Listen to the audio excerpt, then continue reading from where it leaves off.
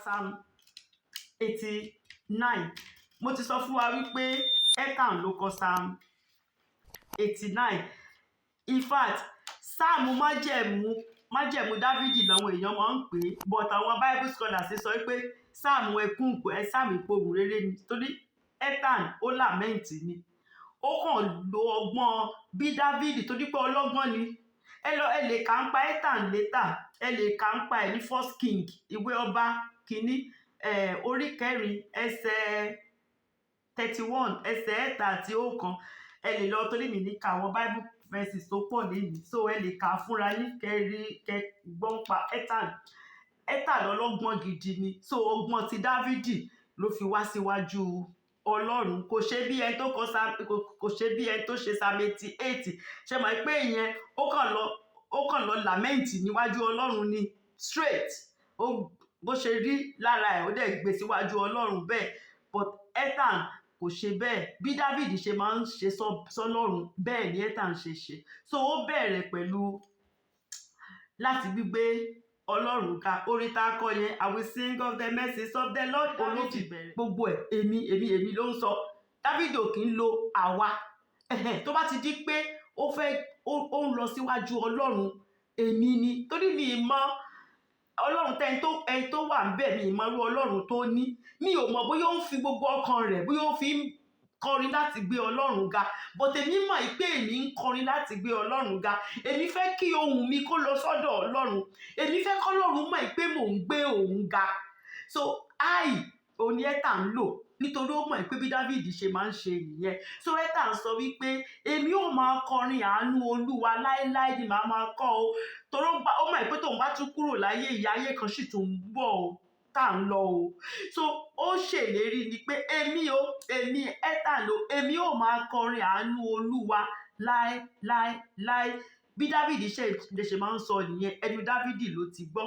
Ó ní ẹnu mi ni èmi ò máa fi òtítọ́ rẹ̀ hàn. Ẹnu mi ni o. Ìyẹn ni pé mo máa pókìkí Ọlọ́run yìí láti ìran kan dé ìran mìíràn.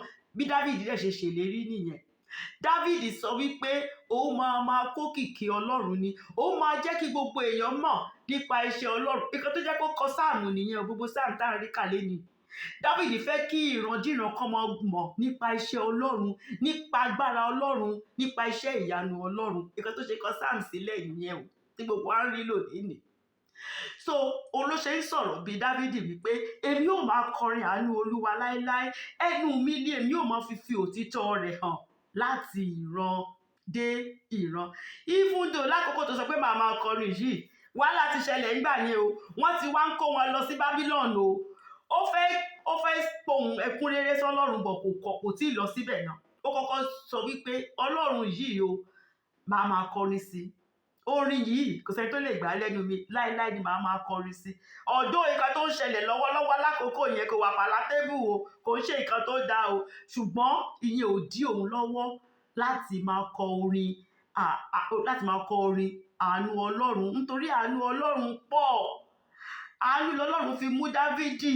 Àánú ni gbogbo wọn lọ rí pé ọ̀rọ̀ Dávidi àánú nìkan ni. In fact, Dávidi bá lórúkọ mìíràn tá a bá fẹ́ fún àánú ni. Tá a bá fẹ́ sọ pé kí lórúkọ kan tá tún lè fún Dávidi nínú Bible, àánú la máa pe Dávidi. Torí ìsàánú personified. So verse 2, ó wá sọ pé ìdí tó máa fi kọrin àánú Ọlọ́run láéláé, ìdí tó máa fi fẹ́nu ara rẹ̀ sọ òtítọ́ Ọlọ́run, òun ló wà ní verse 2. Ó ní nítorí tí èmi ti wí pé a ó gbé àánú ró sókè láéláé. Ìyẹn ní pé ilẹ̀ àánú Ọlọ́run kì í ṣú. Ilẹ̀ àánú Ọlọ́run yẹn ó kọ́ wa títí láéláé ni o. Ó wà nígbà tí Dávidi, ó sì tún wà nígbà tá a wà yìí, ó dẹ̀ sì tún máa wà láéláé ni o. Nítorí àánú ayérayé lọ́lọ́run, ilẹ̀ àánú Ọlọ́run ò kì í ṣú. Ó nítorí pé a ó gbé àánú ró sókè láéláé. Òtítọ́ rẹ̀ ni ìwọ ó gbé kalẹ̀ ní ọ̀run. Òtítọ́ Ọlọ́run, faithfulness Ọlọ́run, ó wà establish, ó gbé kalẹ̀ ní lọ́run tí kò lè yẹ̀. Bó ṣe gbé oòrùn àtòṣùpá, bó ṣe gbé wọn kalẹ̀, bẹ́ẹ̀ ni òtítọ́ Ọlọ́run, bẹ́ẹ̀ ló ṣe rí. So ó sọ pé èmi ti wí pé ìfẹ́ rẹ̀ dúró. Àánú yẹn, ìfẹ́ Ọlọ́run, àánú rẹ̀ ó dúró títí láéláé ni o. pé ìwọ gbé òtítọ́ rẹ kalẹ̀ ní ọ̀run, fún ara rẹ̀ ló gbé òtítọ́ rẹ̀ kalẹ̀ tí ò dẹ̀ lè yí, tí kò lè yí, kò lè expire forever and ever ni, kò lè expire. So ní ẹsẹ̀ kẹta, bí Ọlọ́run ṣe sọ̀rọ̀ fún Dávìdì òní Étàn ṣe wá ń sọ ń sìn. Étàn kóòtì Ọlọ́run ni, bọ́lọ́run ṣe sọ̀rọ̀ fún Dávìdì òní Étàn sọ ní verse 3. Ó ní èmi ti bá àyànfẹ́ mi dá májẹ̀mú. Ọlọ́run ló sọ bẹ́ẹ̀. Ó ní mo ti bá àyànfẹ́ mi dá májẹ̀mú, èmi ti búra. Ọlọ́run fúnra rẹ̀ ló búra o fún Dávìdì ìránṣẹ́ mi. Kò séyàn mìíràn tọ́lọ́run tún sọrú ẹ̀ sí o, kò sí. Fúnra rẹ̀ ló pe Dávìdì ní àyànfẹ́ rẹ̀. Ó ní fúnra mi mo ti bá dá májẹ̀mú, mo wọ májẹ̀mú pẹ̀lú Dávìdì ni, nítorí Dávìdì tẹ́ mi lọ́rùn. Dávìdì tẹ́ mi lọ́rùn. Dávìdì dẹ̀ máa ń worship Ọlọ́run lóòótọ́. Ibi tó ti ń worship Ọlọ́run nínú igbó náà lọ́lọ́run ti rí i. Kó mọ onìkan nínú igbó, kálẹ́ lòmíràn ní ọmọ tó kékeré tán ní kó lọ máa tọ́jú àwọn ẹran. Ó yẹ kó máa bínú, kó máa rò pé ó ṣe wá jẹ́ òun nìkan ló fi sínú igbó. Ṣé bó yẹ kó máa complain níbẹ̀ ni? Ṣé bó yẹ kó máa rojọ́ ńbẹ̀ ni? Ṣùgbọ́n yàtọ̀ kó bó sí kó máa ṣe yẹn, ṣe ló ń wo Ọlọ́run lókè pé Ọlọ́run ni bàbá òun. Tọ́lọ́run bá ṣáà ti ń wo òun, kò sí nǹkan kan tóun tún fẹ́ mọ́. Ilé Ọlọ́run ló ṣáà wo òun kóun máa wà. Ọlọ́run yìí tóbi. A máa play kíní tó máa ń play ní app ẹ̀. A máa ta kiri, a máa fi gbé Ọlọ́run ga nínú igbó. Ibẹ̀ lọ́lọ́run ti rí wípé ọmọdé eléyìí fẹ́ràn mi. Bọ́lọ́run ṣe gbé Dávìdì dìde nìyẹn. Ọlọ́run wá ń sọ wípé èmi ti bá àyànfẹ́ mi dá májẹ̀mú. Divine election ló ń jẹ́ bẹ́ẹ̀ o. Látọ̀run wá ni mo yàn o, kò sí bàbá aláì tó lè yí nípò padà. Èmi ti bá àyànfẹ́ mi dá májẹ̀mú. Èmi ti búra fún Dávìdì ìránṣẹ́ mi. Mo fi ara mi, mo fi búra fún. Torí kò sí kankan tó tún ju èmi Ọlọ́run lọ. So mo fi ara mi, mo fi búra fún Dávìdì ìránṣẹ́ mi. Ní verse 4 wá sọ wípé irú ọmọ rẹ̀ ni èmi yóò gbé kalẹ̀ láéláé. Ọlọ́run ló ń sọ̀rọ̀ o, wípé irú ọmọ Dávìdì yìí tó máa gbé kalẹ̀ láéláé ni o, forever and ever ni o. As long as bóun Ọlọ́run ṣe wà, bẹ́ẹ̀ lọmọ Dávìdì náà ṣe máa wà o. Ó ní èmi ó sì máa gbé ìtẹ́ rẹ̀ ró. Ìtẹ́ rẹ̀ tó jókòó sí yẹn mo máa gbé ró ni láti ìran dìran títí ni. Ó ní Étàn ní Sélà pé òun fẹ́ ká lọ ronú sí nǹkan tọ́lọ́run sọ ń bẹ̀ yẹn. Pé irú ọmọ Dávìdì ló ṣèlérí fún o, pé òun máa fìdí rẹ̀ múlẹ̀ títí ayé. Òun máa gbé ìtẹ́ rẹ̀ ró láti ìran dìran ni. Bọ́tà máa ń sí pé kò sọmọ Dávìdì tó wà lórí oyè ní Ísírẹ́lì nísìnyí. Ṣùgbọ́n ṣé Jésù Kristi ò wà lórí oyè ni? Gbogbo wa lè ní sí ta la ṣe ń gbàdúrà fún, ta la ṣe ń porúkọ rẹ̀. Jésù Kristi náà ni ọmọ Dávìdì. Ó dẹ̀ tún padà bọ̀. Nígbà tó wá sì tún padà bọ̀, ó máa wá jókòó sórí ìtẹ́ bàbá rẹ̀ Dávìdì. Ó máa jókòó sórí ìtẹ́ rẹ̀. So ìlérí tọ́lọ́run ṣe fún Dávìdì nìyẹn. So ní ẹsẹ̀ 5, ó ní ọ̀run yóò sì máa yin iṣẹ́ ìyanu rẹ̀. Gbogbo nǹkan tọ́lọ́run dá àti ọ̀run pàápàá, gbogbo nǹkan tó wà lófurufú, àtòṣùpá àtòòrùn, gbogbo wọn yin Ọlọ́run ni. Àtàwọn áńgẹ́lì, àtàwọn èèyàn mímọ́, gbogbo àwa tá ti mọ Ọlọ́run lénìí sì ṣe bí à ń yin lórí òkè Síónì lénìí sì ṣe bá ti yin Ọlọ́run, àdẹ̀sí máa yin lọ láéláé náà ni.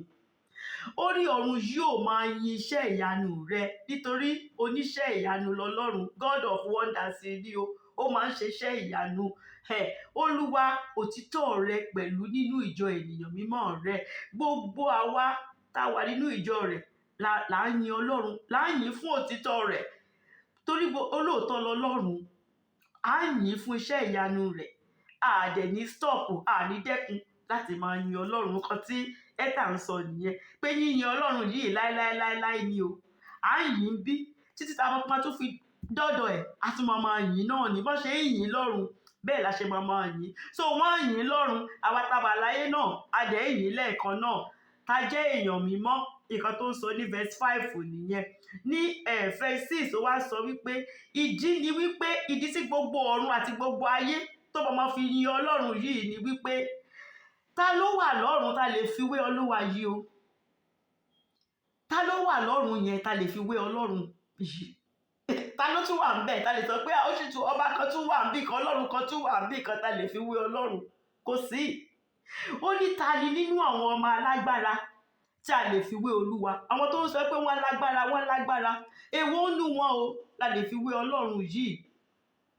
Kò sí, kò sẹ́ni tá a lè fi ṣàkàwé rẹ̀ o, ẹ tóbi olúwa.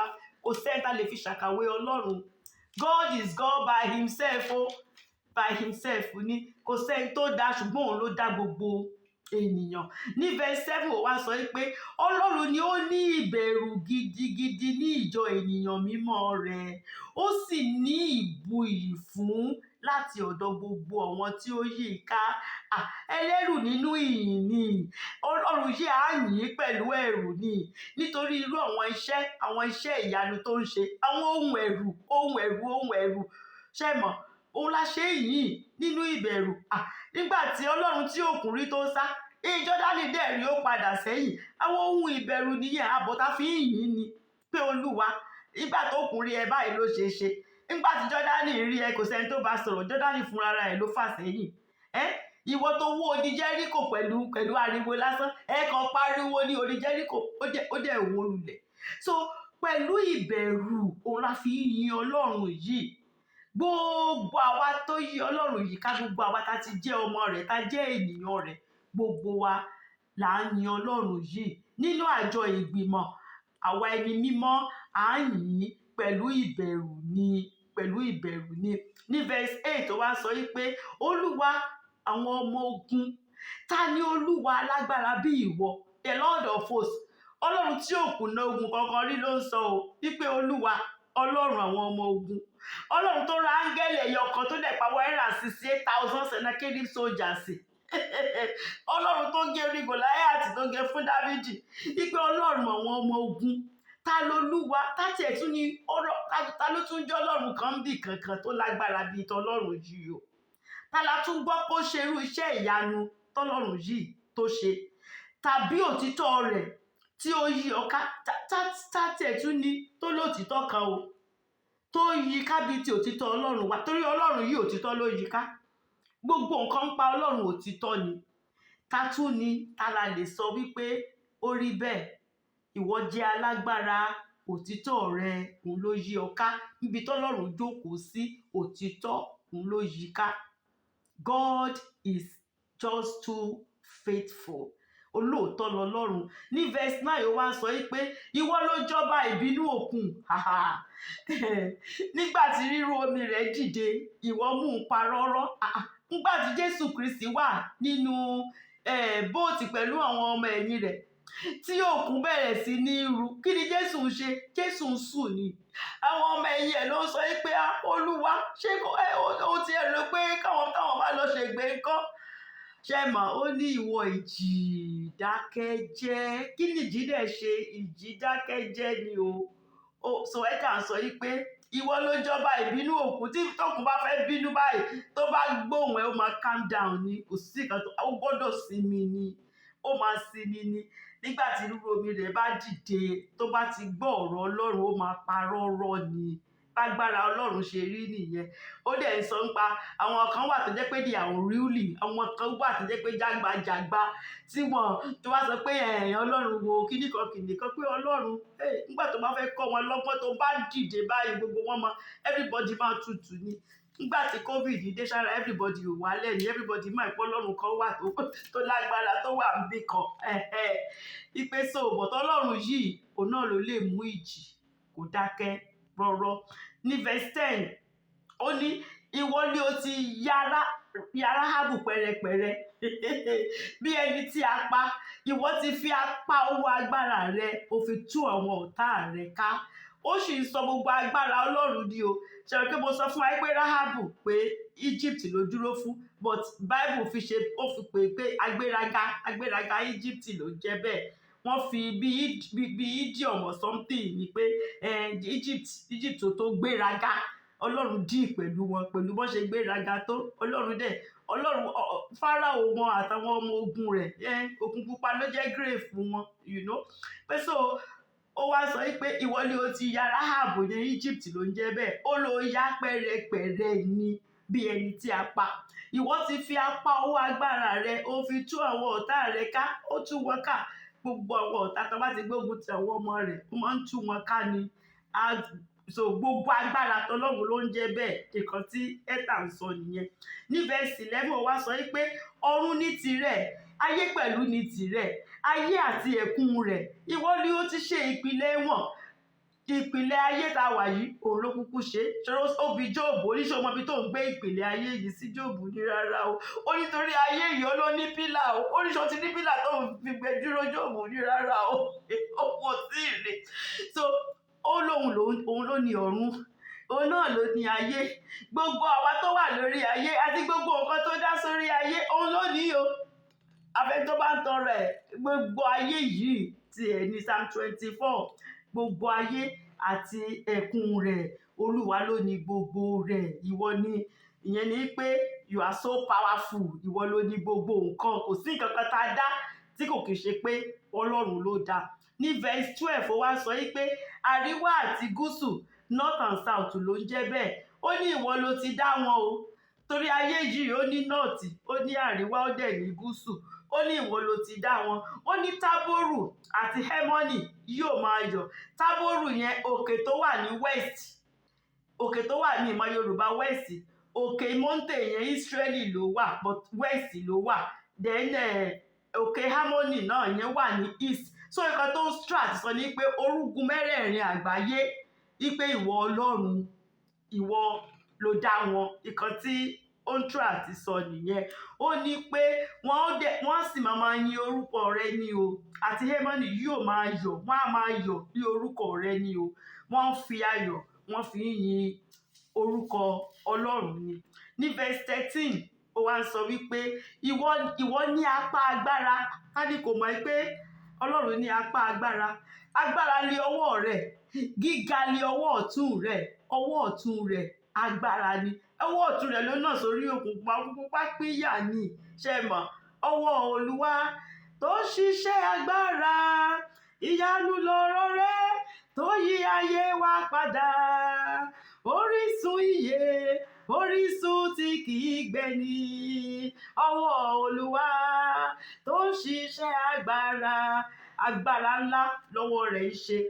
Ní verse 14 ó wá sọ wípé òtítọ́ àti ìdájọ́ ni ibùjókòó ìtẹ́ rẹ o. True. Òtítọ́ àti ìdájọ́ ni o. Àwọn kan wà tán kì í fẹ́ gbọ́ ìdájọ́ o. Ìjókòó tọ́lọ́run jókòó sí, síìtì tó jókòó sí, òtítọ́ àti ìdájọ́ ni o. Adájọ́ òtítọ́, adẹ̀ ìjà èyí tí ò kì í ṣe òtítọ́. Nǹkan tọ́lọ́run fi jókòó nìyẹn o. Àánú àti òtítọ́ ó ń lọ síwájú Ọlọ́run ni o. Níwájú rẹ̀ àánú wà ń bẹ̀. Bẹ́ẹ̀ lòtítọ́ dẹ̀ ń tẹ̀lé. Ṣùgbọ́n lórí àga tó jókòó sí òtítọ́ àti ìdájọ́ ni. Ọlọ́run wá ṣe ìdájọ́. Ọlọ́run ẹ̀san ni. Olúwa ṣe ìdájọ́. Owó lè ka ènìyàn tìpìlẹ̀ ni. That's who God is. Tó bá kọ̀ òtítọ́ ẹ̀ tó bá ṣe bí, he will discipline you. Adájọ́ rẹ̀. Ṣùgbọ́n tó bá wá bẹ̀bẹ̀ fún àánú o, tó sọ pé Olúwa ilé tí mo ṣe ó ti sú mi, mi ṣe mọ́ omi tí ẹ ṣe mọ́, aláàánú ni ó ṣàánú fún mi. Ní gbogbo ikán ibi yìí mi ṣe mọ́, á dẹ̀ ṣàánú fún ọ. Torí àánú àtòtítọ́ ó ń lọ níwájú rẹ̀ ni. Àánú rẹ̀ kò kì í ṣú forever ni. Ṣùgbọ́n tó bá sọ pé ọgbọ́n ó lágbára, á ṣe ìdájọ́ o. Àga tó jókòó sí òtítọ́ àti ìdájọ́ ni. Ní verse 15 mo fẹ́ ká gbọ́ nǹkan tí Ẹ́tà ń sọ. Torí Ẹ́tà ń sọ nípa àwọn èèyàn kan. Kì í ṣe gbogbo èèyàn ló ń sọ ń sìn o. Ó ti gbé Ọlọ́run ga o. Ó ti sọ̀rọ̀ ẹ̀ tọ́lọ́run jẹ́ o. Bọ̀ láti 15 ó wá ń sọ wípé àwọn ènìyàn kan wà tó mọ Ọlọ́run yìí. Àwọn èèyàn kan wà tó gbọ́ ohùn ayọ̀ Ọlọ́run yìí. Irú àwọn èèyàn bẹ́ẹ̀ ó nírú nǹkan tó máa ń ṣẹlẹ̀ sí wọn. Nítorí gbogbo èèyàn kan ló gbọ́ ohùn ìpè Ọlọ́run o. Kò ń ṣe gbogbo èèyàn. Ìpè yẹn dùn o. Ó dẹ̀ sì tún máa dún lẹ́ẹ̀kan sí. gbogbo èèyàn kan ló ń gbọ́ ìpè yẹn o. So Esther sọ pé àwọn kan wà tí wọ́n gbọ́ ohùn ayọ̀ ni wọ́n gbọ́ ìpè yẹn ni o, àwọn kan wà tó gbọ́ ìpè yẹn. So nǹkan tó ń ṣẹlẹ̀ sí àwọn tó gbọ́ ìpè yẹn ohun gangan ló wá bẹ̀rẹ̀ sí ní sọ láti verse 15. Ó ní ìbùkún ni fún àwọn ènìyàn tí ó mọ ohun ayọ̀ ni, ìbùkún ni fún àwọn tí ó mọ ohun ayọ̀, ohun yẹn tí wọ́n gbọ́ ohun yẹn, ohun Ọlọ́run yẹn tó ń pè wá, ohun tó ń pè ènìyàn dìde. Esther sọ pé ìbùkún ni fún ẹni tó ń gbọ́ ohun ayọ̀ ni. Ó ní Olúwa wọn ò máa rìn ní ìmọ́lẹ̀ ojú rẹ. Gbogbo ẹni tó gbọ́ ohun ayọ̀ Ọlọ́run yìí, ẹ máa gbọ́ nǹkan tí ta máa ṣe o. Ó sọ wípé a máa rìn ní ìmọ́lẹ̀ ojú Ọlọ́run. Ìmọ́lẹ̀ kò dá ní sí nínú òkùnkùn mọ́. Gbogbo nǹkan ń pa wá gbọ́dọ̀ jẹ́ nípa ìmọ́lẹ̀. So ẹ tó bá ṣì ń fòkùnkùn ṣeré tó dẹ̀ sọ pé òun gbọ́ ohun yẹn kò gbọ́ o, kò gbọ́ rárá, kò gbọ́ ńgbà tó dún, kò gbọ́ àtọ́. So ó sọ pé ẹni tó bá gbọ́ ohun ayọ̀ yẹn ó máa rìn ní ìmọ́lẹ̀ ojú Ọlọ́run ló máa fi rìn. Ní verse 16 ló wá sọ pé ní orúkọ rẹ ni wọ́n ò máa yọ̀ ní ọjọ́ gbogbo. Ní orúkọ Ọlọ́run nìkan, ayọ̀ wa nínú Ọlọ́run nìkan ló máa wà. Ìyẹn tó bá gbọ́ ohun ayọ̀ yẹn ni o, ẹni tó gbọ́ ìpè yẹn ni Esther ń sọ ń pa ẹ̀. Ó ní orúkọ rẹ ni wọ́n ò máa yọ̀ ní ọjọ́ gbogbo àti nínú òdodo rẹ, nínú òdodo Ọlọ́run ni o, nínú ọ̀rọ̀ Ọlọ́run, nínú òdodo rẹ̀ lẹ́ a ó máa gbé wa lékè. Nínú òdodo ni righteousness mà ló ń exalt nation. Nínú òdodo láti máa gbé wa lékè. Nínú òdodo ni, kò ṣe nínú àmúlùmọ́là. Ní verse 17 ó ní nítorí ìwọ ni ògo agbára wọn. Ìyẹn gbogbo ẹni tó gbọ́ ìpè tó gbọ́ ohùn ayọ̀ Ọlọ́run yẹn ló sì ń sọ o. Ó ní nítorí ìwọ ni ògo agbára wa àti nínú ojú rere rẹ ni a ó gbé ìwò wa sókè. Ní ojú rere Ọlọ́run, favour Ọlọ́run, òun la máa fi ní agbára, òun ni wọ́n á fi máa gbé ìwò wa sókè. Gbogbo ẹni tó gbọ́ ohùn ayọ̀ yẹn òun ni Esther ń sọ nípa rẹ̀. Ní verse 18 ó wá sọ pé nítorí Olúwa ni asà wa, Olúwa ni olùgbèjà wa o, òun ló ń dìfẹ́ǹdì wa, òun ni backbone wa, ẹni mímọ́ Ísírẹ́lì ni ọba wa. Gbogbo ẹni tó gbọ́ ohùn ayọ̀ yẹn òun ni ó ní ẹni mímọ́ Ísírẹ́lì gẹ́gẹ́ bí ọba. Kò ń ṣe gbogbo èèyàn o, gbogbo èèyàn wà ní Ísírẹ́lì o, ṣùgbọ́n àwọn kan wà ní Ísírẹ́lì tí wọ́n gbọ́ ohùn ayọ̀ yẹn. Ẹni tó gbọ́ ohùn ayọ̀ yẹn òun Ọlọ́run, òun ni asà wa, òun sì ni ó lè sọ wípé ẹni mímọ́ Ísírẹ́lì ni ọba òun. Verse 19 ó ní pé májẹ̀mú tó ní pẹ̀lú Dávidi, ẹ lè ka májẹ̀mú yẹn ní ẹ lè ka second Samuel, kò sí oore ọ̀fẹ́ fún wa láti ka. Ẹni tó bá fẹ́ lọ kà ń pa májẹ̀mú yẹn lọ ka second Samuel chapter 7 verse 8 to 16. Samuel kejì orí keje láti ẹsẹ̀ kẹjọ títí lọ dé ẹsẹ̀ ìkẹrìndínlógún. Ẹ máa rí gbogbo ìlérí yẹn ń bẹ torí a fẹ́ sọ̀rọ̀ nípa ìlérí yẹn sì, májẹ̀mú tó ní pẹ̀lú Dávidi. Ní verse 19 ó ní nígbà náà ni ìwọ sọ ní ojú ìran. Ṣé wàá pé lójú ìran lọ́lọ́run ti sọ fún Nátánì kó lọ jíṣẹ́ fún ọba Dávidi. Ó ní nígbà náà ni ìwọ sọ ní ojú ìran fún àyànfẹ́ rẹ̀. Ó sì wí pé èmi ti gbé ìrànlọ́wọ́ ru ẹni alágbára. Can you imagine? Dávidi lọ́lọ́run sọ bẹ́ẹ̀ o. Dávidi lọ́lọ́run sọ rú ẹ̀ sí o. Ọlọ́run sọ pé èmi fúnra mi mo gbé ìrànlọ́wọ́ ru ẹni alágbára. Ọlọ́run sọ pé Dávidi ẹni alágbára. Ó ní èmi ti gbé ẹnìkan lékè tí a yàn nínú àwọn ènìyàn. Wow. Wàá mọ̀ pé the ultimate Jesus Christ ni Messiah, Jésù Kristi gangan ni Ọlọ́run sọ. Bọ̀ lákòókò yìí Dávidi lọ́lọ́run rán message, òun lọ́lọ́run sọ pé ká lọ sọ kí Nátàn lọ sọ̀rọ̀ yìí fún, wípé mo ti gbé ìrànlọ́wọ́ fún wọn, ẹni alágbára ni ọ́ Dáfídì, mo gbé ọ dìde, mo gbé ọ lékè ni, mo yàn ọ́, divine election ni, kì í ṣe pé mo gbàdúrà débẹ̀ àbí pé mo ṣiṣẹ́ fọ́lọ́run débẹ̀.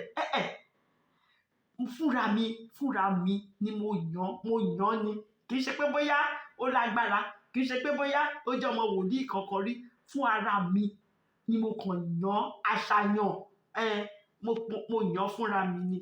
Ọlọ́run yan ènìyàn lásán, Dáfídì lásán, Ọlọ́run dẹ̀ ń pè ní ẹni alágbára. Ṣé ẹ mọ̀? Dáfídì ọmọ ọlọ́mọ, ọmọ kékeré onírẹ̀lẹ̀. Dáfídì dẹ̀, Ọlọ́run dẹ̀ sọ pé oyè gangan ni mo fẹ́ lò. So mo fún ní agbára, mo dẹ̀ máa jẹ́ mo máa dáàbòbò fúnra mi. Á wá jẹ́ olùdáàbòbò àwọn ènìyàn mi ní Ísírẹ́lì. Òun ni olúmọ wa máa ja ogun fún àwọn èèyàn mi ní Ísírẹ́lì. Kò sẹ́ni tọ́lọ́run tún ṣe irú ẹ̀ fún, Dáfídì nìkan ló ṣe é fún. Kò sí.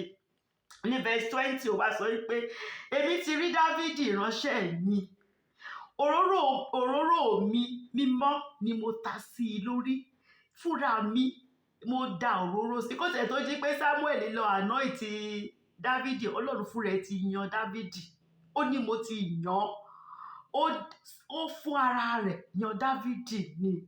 Kó tó sọ pé Sámúẹ́lì ó yá lọ ṣe physical one, lọ da òróró sí lórí, ṣùgbọ́n Ọlọ́run fúnra ẹ̀ gangan ó ti fúnra ara rẹ̀, ó ti anoint ẹ̀, ó ti ordain ní Dáfídì. Wow. Èmi ti rí Dáfídì ìránṣẹ́ mi, òróró mi ni mo ta sí ní orí. A mọ̀ pé Jésù Kristi ó ní the ultimate anointed one. Òun la ṣe ń pè ní the anointed one, pé wọ́n ti da òróró sí lórí látọ̀run wá, kò sẹ́ni tó da òróró sí láyé ń bí. So but Dáfídì bàbá rẹ̀, Ọlọ́run sọ fún wípé fún ara mi ni mo ti da òróró sí lórí. But Jésù Kristi la máa ń pè ní ẹ̀tàn da òróró sí lórí látọ̀run wá, the anointed one. Ẹ lọ kà á ní Acts chapter 10 verse 38. Acts chapter 10 verse 38. Ní verse 21 ló wá sọ wípé nípasẹ̀ ẹni tí a ó fi ọwọ́ mi múlẹ̀, nípasẹ̀ Dáfídì yìí, ẹni tí mo yàn yìí, nípasẹ̀ la máa fi ọwọ́ mi múlẹ̀. Of course àwọn pé nípasẹ̀ Jésù Kristi náà la sì fi ọwọ́ Ọlọ́run múlẹ̀. Ṣùgbọ́n Dáfídì ó bá Jésù Kristi pín ní gbogbo májẹ̀mú tọ́lọ́run wà pẹ̀lú Dáfídì yìí, fún Dáfídì àtàwọn ọmọ ẹ̀, àti fún Jésù Kristi ọmọ bíbí Dáfídì náà ni.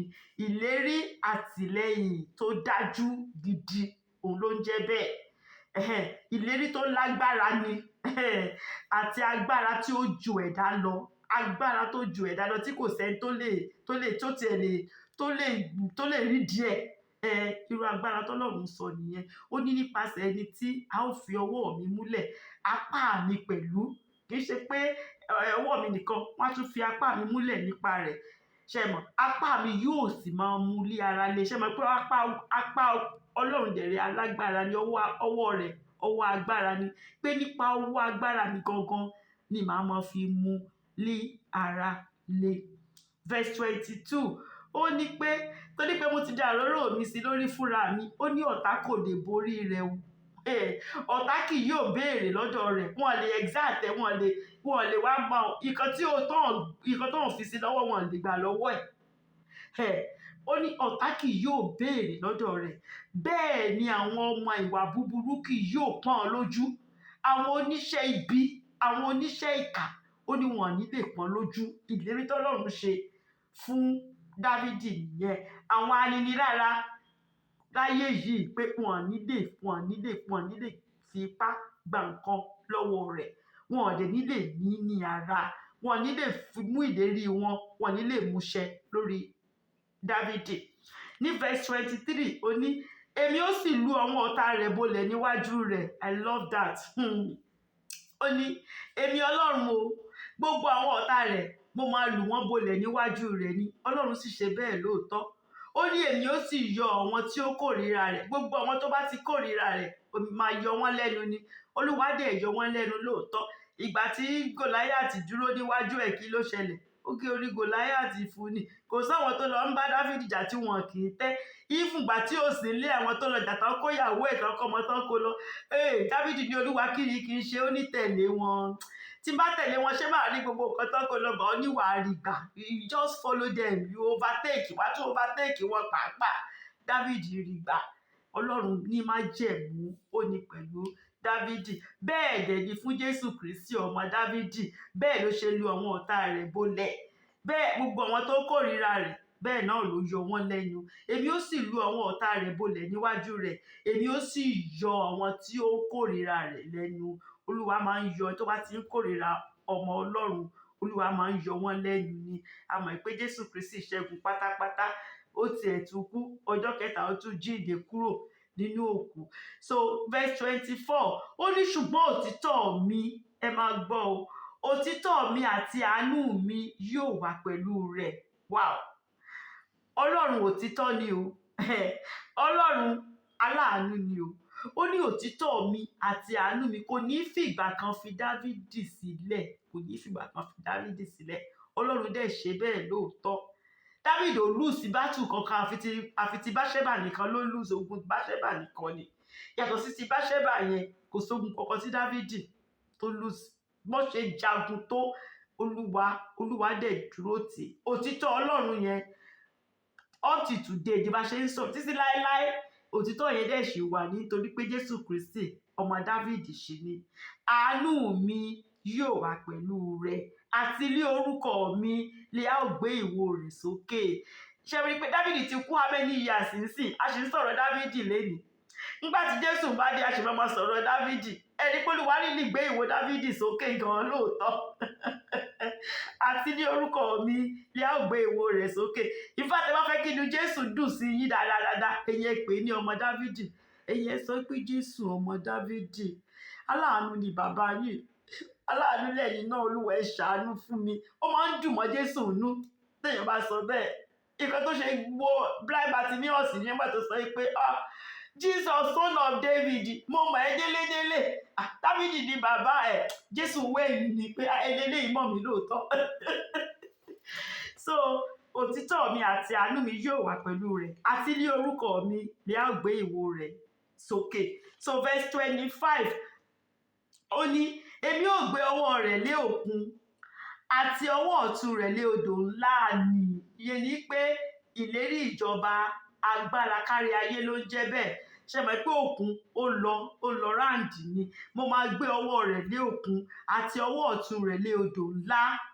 Pé vast gbogbo ayé. Ṣé dávidi wá jọba lórí gbogbo ayé ni? Lóòótọ́ dávidi try o, àìmọye ìlú tó gbà, ṣé mọ̀, tó fi di israeli jọba. Dávidi ló fẹ́ jù, ló tóbi jù. Solomon náà try, ṣùgbọ́n jésù kristi olọ́lọ́run sọ pé ìjọba rẹ̀ máa kárí gbogbo ayé. Jésù kristi nìkan ìjọba rẹ̀ ló kárí gbogbo ayé, òun ni olùgbàlà. So verse 26 ó ní ó ń kígbe pè mí pé òun ó kígbe pè mí pé ìwọ ni bàbá mi, ọlọ́run mi àti àpáta ìgbàlà mi. Wow, personal, èyí yàtọ̀ pé dávidi tó bá fẹ́ bá mi sọ̀rọ̀ á pè mí ní bàbá rẹ̀. Ó mọ̀ wípé bàbá òun ni mí. Á dẹ̀ tún sọ pé ọlọ́run mi àti àpáta ìgbàlà mi. Kò sákòókò ni àwọn mẹ́tẹ̀ẹ̀ta yẹn ló nídìí, ṣé mọ̀. Dávidi lè lọ bá ọlọ́run as bàbá, dávidi ó lè lọ bá ọlọ́run as ọlọ́run mi, ó lè lọ sọ pé olúwa ìwọ ni àpáta ìgbàlà mi, ìwọ ni. Dávidi ló lè sọ̀rọ̀ ẹ̀. Májẹ̀mú láàrin bàbá àtọmọ ló ń jẹ́ bẹ́ẹ̀. Pé májẹ̀mú tó wà láàrin bàbá àti ọmọ. Òní verse 26. Verse 27 ó ní èmi ó sì ṣe é ní àkọ́bí, ẹni gíga ju àwọn ọba ayé lọ. Pé mo máa ṣe é ní àkọ́bí, ẹni tó ga ju ọba ayé lọ. Lóòótọ́ ó fi Solomon ṣe àkọ́bí. Ṣé mọ̀ pé nínú àwọn ọmọ dávidi Solomon ló kọ́kọ́ jọba. Ó fi Solomon ṣe àkọ́bí fún dávidi. Nínú gbogbo àwọn ọba tó dẹ̀ wà up till today, wọ́n sì sọ pé kò tí ì sọba tó Solomon, pé kò sọba tó lówó tó Solomon. Up till today gbogbo àwọn tó sì ń ṣe calculation wọ́n ní kò tí ì sí ẹ̀tọ́ tó Solomon. But àkọ́bí tí ọlọ́run sọ ń bí jésù kristi ni. A mọ̀ pé jésù kristi làkọ́bí, ó ní the first born. Àwa wọ́n adopt wá ń sìn ni. Kí ni adopt ní yorùbá? Anyway, ẹ máa lọ máa adopt yorùbá. So àwa náà ajálàbápín pẹ̀lú jésù kristi, ṣùgbọ́n jésù kristi gangan òun ni àkọ́bí. So verse 28 ó ní àánú mi lèmi ó pamọ́ fún un láéláé àti májẹ̀mú mi yóò sì bá a dúró ṣinṣin. Pílà ló ń jẹ́ bẹ́ẹ̀. Pé mo gbé pílà àánú mo gbé sílẹ̀ fún dávidi ni o. Pílà mo fi gbèrò ni, kò sẹ́ni tó lè yẹ àánú mi lórí dávidi. àti ọmọ rẹ̀ títí láéláé. Májẹ̀mú mi ó dúró ṣinṣin ni, kò sí nǹkan kan tó lè yẹ májẹ̀mú tí mo ní pẹ̀lú Dávidi. Verse 29, ó ní irú ọmọ rẹ̀ pẹ̀lú ni èmi ó mú pẹ́ títí. Nǹkan tí ibi tí ẹ̀ka ń lọ gangan nìyẹn o, pé Olúwa ìlérí tẹ́ ṣe fún ọba Dávidi, májẹ̀mú tẹ́ wọ̀ pẹ̀lú ẹ̀ ni wípé kò ní sígbà kan tí kò ní sí ọmọ Dávidi lórí oyè o. Irú ọmọ rẹ̀ pẹ̀lú ni èmi ó mú pẹ́ títí, àti ìtẹ́ rẹ̀ bí ọjọ́ ọ̀run. Ṣé wàá pé ọ̀run ò lọ́jọ́ forever and ever ni? Ó ní bí mo ṣe máa ṣe ìtẹ́ ọmọ Dávidi nìyẹn. Àmọ́ pé Jésù Kristi ló ń sọ, bọ̀ kò yé Ẹ́tà pé Jésù Kristi lọ ní gbogbo prophecy yẹn wà fún. Ẹ́tà ń rò pé ọmọ tó jáde láti ìlú Dávidi nìkan ni. Ó ní Ẹ́tà ṣe wà confused, kò yé Ẹ́tà gbogbo nǹkan tí prophecy yìí bó ṣe máa wá sí ìmúṣẹ tí kò ní yẹ, gbogbo yẹn kò yé Ẹ́tà. So ní verse 30 ó wá sọ pé bí àwọn ọmọ rẹ̀ bá kọ òfin mi sílẹ̀, àwọn ọmọ Dávidi ló ń sọ o, táwọn ọmọ rẹ̀ tá bá tiẹ̀ kọ òfin mi sílẹ̀ tí wọn kò sì rìn nípa ìdájọ́ mi, torí mo máa ń dájọ́, kò sí mo ṣe lè fẹ́ràn èèyàn tó bá ṣẹ̀, màá dájọ́ ẹ o. Dávidi tó fẹ́ràn jù ìṣe bó ṣẹ̀, Ọlọ́run dẹ̀ dí pẹ̀lú ẹ̀, ó dájọ́ ẹ̀, bọ̀ kò kọ Dávidi sílẹ̀. So ọmọ téèyàn bá fẹ́ lèèyàn bá wí pàápàá. Ó ní bí àwọn ọmọ rẹ̀ bá kọ òfin mi sílẹ̀ tí wọn kò sì rìn nípa ìdájọ́ mi. Ní verse 31, ó ní bí wọ́n bá ba ìlànà mi jẹ́, ìlànà tí mo fi sílẹ̀, tí mo kọ sílẹ̀ sínú ìwé yìí, tá bá bàjẹ́ tán tẹ̀lé, tí wọn kò sì pa òfin mi mọ́, because I'm God o, ìtẹ́ tí mo jókòó lé òtítọ́ àti ìdájọ́ ni o. So ní verse 32, ó ní nígbà náà ni èmi ò fi ọ̀gọ bẹ̀rẹ̀ kọjá wọn wò, máa nà wọ́n pẹ̀lú ẹgba ni, máa fi ọ̀rẹ́ máa fi nà wọ́n ló ń jẹ́ bẹ́ẹ̀. Àti ẹ̀ṣẹ̀ wọn pẹ̀lú iná, máa dì pẹ̀lú wọn, pẹ̀lú ẹ̀ṣẹ̀ wọn, máa dì, bàbá wọn gan fúnra wọn ó ṣẹ̀, mo dì pẹ̀lú ẹ̀. So táwọn ọmọ ẹ̀tàn bá ṣẹ̀, mi ò ní kọ̀ wọ́n o, but máa nà wọ́n lọ́rẹ́, máa fi ẹgba, máa fi discipline wọn. Ní verse 33, ó wá sọ pé ṣùgbọ́n ìṣeun ìfẹ́ mi ni èmi kì yóò gbà lọ́wọ́ rẹ̀. Mi ní gba ìfẹ́ tí ìṣeun ìfẹ́ mi ní gbà lọ́wọ́ rẹ̀. Bẹ́ẹ̀ ni èmi kì yóò jẹ́ kí òtítọ́ mi kí ó yẹ̀. Òtítọ́ mi pẹ̀lú rẹ̀, faithfulness mi yẹn kò ní yẹ̀. God is too faithful to fail. Òtítọ́ yẹn kò ní yẹ̀. Màá discipline wọn ṣùgbọ́n òtítọ́ mi yẹn kò ní yẹ̀. Ìfẹ́ tí mo dẹ̀ ní sí wọn, ìṣeun ìfẹ́ mi, steadfast love yẹn, mi ò ní mú kúrò, mi ò ní gbà lọ́wọ́ rẹ̀. Ní verse 34 ó wá sọ wípé májẹ̀mú mi ni èmi kì yóò dá. Májẹ̀mú mi ni èmi kì yóò dá. Mi ò ní dá májẹ̀mú tí mo ní pẹ̀lú ọba Dávidi. Mi ò ní ìbàjẹ́. Bẹ́ẹ̀ ni èmi kì yóò yí ohun tí ètè mi tó ti sọ jáde. Nǹkan tí mo fi ètè mi tí mo ti fi sọ, mi ò ní yí padà. Gbogbo ìlérí tí mo ti ṣe, mi ò ní yí padà. Mi ò ní dá májẹ̀mú tí mo ní pẹ̀lú Dávidi. Ìlérí tó ṣe nìyẹn o. Bẹ́ẹ̀ ló ṣe ṣèlérí náà fún wa o. Gbogbo májẹ̀mú tó ní pẹ̀lú wa, gbogbo nǹkan tó bá ti jẹ́ májẹ̀mú, ó sọ wípé mi ò ní dá májẹ̀mú yẹn o. Nǹkan tètè mi ti sọ, mi ò ní yí padà, ṣùgbọ́n ó kù sọ́wọ́ wa láti ṣe páàtì tiwa. Tá bá ṣe titi wa, Ọlọ́run á ṣe titi ẹ̀, ló ń jẹ́ bẹ́ẹ̀. So verse 35, ó ní lẹ́nìkan ni mo ti fi ìwà mímọ́ mi búra. Pé lẹ́ẹ̀kan mo fi ìwà mímọ́, k'Ọlọ́run máa sọ pé òun fi ìwà mímọ́ òun búra. Ó ní mo fi ìwà mímọ́ mi búra pé èmi kì yóò purọ́ fún Dávidi. Ọlọ́run tiẹ̀ kì í parọ́. Ó ní kò sí kankan tí mo lè fi búra. Èmi náà ni mo lógo jù, èmi ni mo tóbi jù, kò séèyàn tá lè fi Ọlọ́run wé, kò tún sẹ́lòmíràn tó ga ju Ọlọ́run lọ. Àti èmi tí mo dẹ̀ jọ Ọlọ́run yìí, ìwà mímọ́ mi gangan òun ló make mi Ọlọ́run. Ìwà mímọ́ yẹn gangan la fi ń pè lọ́lọ́run. Pé mo dẹ̀ wá fi ìwà mímọ́ yẹn mo fi búra fún Dávidi. Mo fi búra fún pé mi ò ní purọ́ fún Dávidi. Ẹ mọ irú ìfẹ́ tọ́lọ́run dè ní sí Dávidi. Verse 36, ó ní irú ọmọ rẹ̀ yóò dúró títí láéláé. Jésù Kristi ló ń jẹ́ bẹ́ẹ̀. Irú ọmọ rẹ̀ yóò dúró títí láéláé, àti ìtẹ́ rẹ̀ bí ọ̀run níwájú mi bí oòrùn bí ọ̀run ṣe rí bí oòrùn ṣe rí níwájú Ọlọ́run tí ọ̀ṣọ́pọ̀run ò lè yẹ̀ oòrùn ò dẹ̀ lè yẹ̀ bó ṣe wà níwájú Ọlọ́run yẹn bẹ́ẹ̀ ni bó ṣe máa rí fún ọmọ Dávidi. Ẹ lè ka Luke chapter 1 verse 32 to 33. Luke chapter 1 verse 32 to 33. Olúwa sọ ń bẹ̀ wípé ó máa fi ìtẹ́ rẹ̀ ó máa fi múlẹ̀ pé ìjọba rẹ̀ kò sì ní nípẹ̀kun ìjọba rẹ̀ kò ní nípẹ̀kun òun ló wà ńbẹ̀ ó máa jọba títí ayé ó máa jókòó sórí ìtẹ́ bàbá rẹ̀ Dávidi Jésù Kristi ló ń jẹ́ bẹ́ẹ̀ pé ìtẹ́ Dávidi bàbá rẹ̀ yẹn ó máa jókòó sí ìjọba rẹ̀ dẹ̀rẹ́ títí ayé ni ìjọba rẹ̀ kò ní nípẹ̀kun. Verse 37 ó wá ń sọ pé a ó fi ìdí rẹ̀ múlẹ̀ láéláé bí òṣùpá ṣe mọ̀ pé òṣùpá witness ni ẹ̀rí ni òṣùpá Olúwa fi òṣùpá ṣe ẹ̀rí ni bí irú ẹ̀ tọ́lọ́run jẹ́ so bó ṣe fi òṣùpá ṣe ẹ̀rí tí òṣùpá ò lè kúrò níbi tó wà yẹn tí kò lè yẹ ó sọ pé bẹ́ẹ̀ ló ṣe máa fi ìdí rẹ̀ múlẹ̀ láéláé àti bí ẹlẹ́rìí òtítọ́ ní ọ̀run ìyẹn pé sìkí ọmọ bí Ọlọ́run ṣe sìkí oòrùn bó ṣe sìkí òṣùpá bẹ́ẹ̀ lọ́lọ́run ṣe máa sìkí ìdílé Dávidi.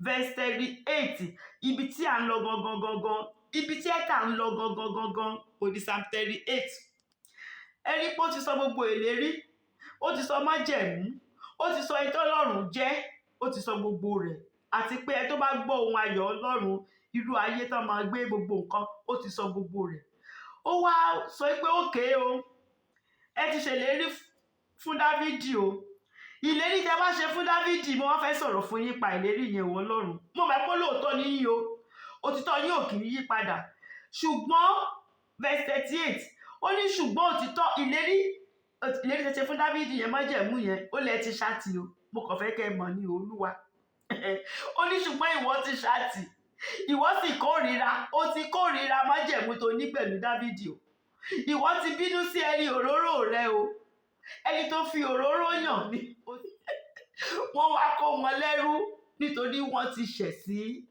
Ọlọ́run wọ́n múra àti kó wọn lọ sí Babylon fún 70 years oko ẹrú Ọlọ́run dẹ̀ ti ṣèlérí ó ti wọ́n ní wọn tẹ́lẹ̀ pé ìgbà tẹ́ ẹ ṣe tẹ́ ẹ bá stọ́ọ̀pù wọ́n tún wá máa kó yín lọ sóko ẹrú but wọ́n dákẹ́ wọ́n dúró wọ́n kọ̀ntínú pẹ̀lẹ́ṣẹ̀ yìí wọ́n dẹ̀ wá kó wọn lọ oko ẹrú so lákòókò yẹn tí kò wá sọ́ba tí wọ́n wá ń kó gbogbo wọn lọ tó wá dìtìjú àwọn ìlú tó wà sọ̀ráǹdì wọn gbogbo wọ́n dẹ̀ ń wò wọ́n pé àwọn èèyàn Ọlọ́run yìí ẹ wá wò wọ́n ẹ wá wo yẹ̀yẹ́ ọlá ayé ò ní ṣe yẹ̀yẹ́ wa lórúkọ Jésù so nǹkan tí ẹ̀ka ń sọ nìyẹn wípé ó máa ti kórìíra májẹ̀mú tó ní pẹ̀lú Dávidi ó máa ti bínú sí ẹni òróró rẹ̀ ní verse 39 ó ní ìwọ ti sọ májẹ̀mú ìránṣẹ́ rẹ di òfo májẹ̀mú tó ní pẹ̀lú Dávidi tó sọ pé ó wà láéláéláé ó forùn gan ó fi ṣàpẹẹrẹ ó tiẹ̀ fi ìwà mímọ́ rẹ̀ ó fi búra májẹ̀mú náà ó mà ti di òfo ó ní ìwọ ti sọ adé rẹ̀ sílẹ̀ o adé tó wà lórí Dávidi yẹn tó ní ìwọ lọ́ba tó ń déyàn ládé ìwọ ló tún máa ń gba ọba lọ́wọ́ ọba adé tó promise ẹ̀ tó dé Dávidi ó lóun mà ti ṣe adé orí rẹ̀ sílẹ̀ ó ti ṣí sílẹ̀ o ó ní májẹ̀mú yẹn ò ṣeṣẹ́ mọ́ ní verse 40 ó ní ìwọ ti fa ọgbà rẹ gbogbo ọgbà tó mọ yí Dávidi tí kò sọ̀wọ́n ọ̀tá tẹ́ pé wọ́n ń bèrè tán bá ti rí ọgbà yẹn wọ́n lè débẹ̀ ó ní gbogbo ọgbà yẹn ó mọ̀ ti fà á yà ṣẹ́ni pé ó ń làmẹ́ǹtì ń sìn ṣùgbọ́n kò lọ làmẹ́ǹtì bí ẹni tó kọ Psalm 88 ó ti kọ́kọ́ sọ gbogbo nǹkan tó dá ń pa Ọlọ́run nǹkan títí ẹ fi yàtọ̀ nìyẹn ó ní Olúwa ó mọ̀ ti fa ọgbà rẹ̀ gbogbo ó mọ̀ ti fà á yà ìwọ ti mú ìlú olódi rẹ̀ ó ti sọ di ahoro ìlú olódi tó mọ odi yìí tẹ́gbọ̀n wọn ọ̀tá máa ń wò tí kò sẹ́ tẹ́lẹ̀ ìwọ̀bẹ̀ ó mọ̀ ti sọ di ahoro ṣé bó sọ pé ò ní ṣe bẹ́ẹ̀